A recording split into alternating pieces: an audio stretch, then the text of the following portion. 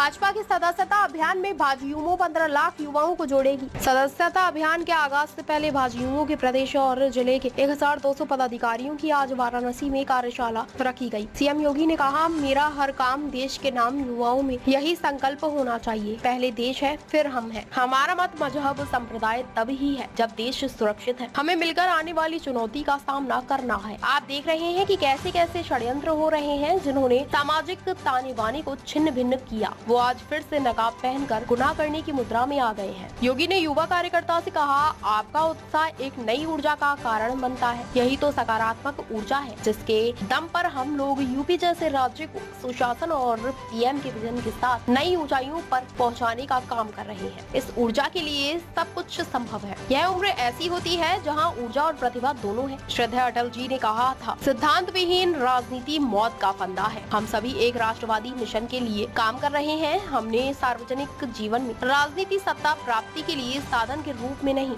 बल्कि मूल्यों और आदर्शों के लिए की।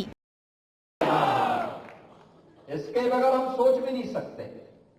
हमारा जो कुछ भी होगा देश के लिए, कोई जाति, कोई मत, कोई मजहब, कोई क्षेत्र, कोई भाषा देश से बढ़कर के नहीं हो सकती है। पहले देश है फिर हम हैं। तब हमारा मत, मजहब, संप्रदाय, क्षेत्र, भाषा तब है। देश सुरक्षित है तो सब सुरक्षित है, और देश ही सुरक्षित नहीं है तो फिर कोई सुरक्षित कैसे हो सकता है। और इसलिए देश के लिए पूर्ण समर्पण, राष्ट्रीय एकता अखंडता के सामने आने वाली चुनौती के लिए हम सबको मिलकर के सामूहिक रूप से प्रयास करना होगा।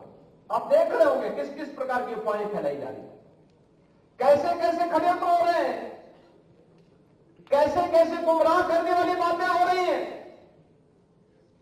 जिन्होंने सामाजिक ताने बाने को छिन्न भिन्न किया, वे आज नकाब पहन करके फिर से गुमराह करने की मुद्रा में आ गए। जो लोग सामाजिक न्याय के लिए समर्पित महापुरुषों का अपमानित करते थे, आज वोट के लिए वे उनकी आरती उतारते हुए दिखाई दे रहे हैं। ये नजारे तो देखो इन लोगों के। आखिर यही समाजवादी पार्टी है। कौन नहीं जानता इनके चेहरे को। आखिर यही कांग्रेस है जिसने देश के अंदर सर्वाधिक समय तक शासन किया। और इनके कारनामों से कौन नहीं जानता है। बाबा साहब भीमराव अंबेडकर का सर्वाधिक अपमान इन्होंने किया। लौह पुरुष सरदार वल्लभ भाई पटेल का अपमान इन्होंने किया। इन महापुरुषों को भारत रत्न नहीं मिलने पाए, इसके लिए एड़ी चोटी लगाई। ऐसे लगता था जैसे भारत रत्न पर एक परिवार का एक अधिकार हो गया हो। उसी परिवार के सारे लोगों को मिलना चाहिए, बाकी किसी और को नहीं मिलना चाहिए। बहनों और भाइयों, जब भी इनको मौका मिला, कांग्रेस हो या समाजवादी पार्टी, ये तथाकथित धर्मनिरपेक्ष दलों को जब भी इनको मौका मिला, उन्होंने देश की कीमत पर राजनीति की है। यही अंतर है। ये देश की कीमत पर राजनीति करते हैं, हम लोग देश के लिए राजनीति करते हैं।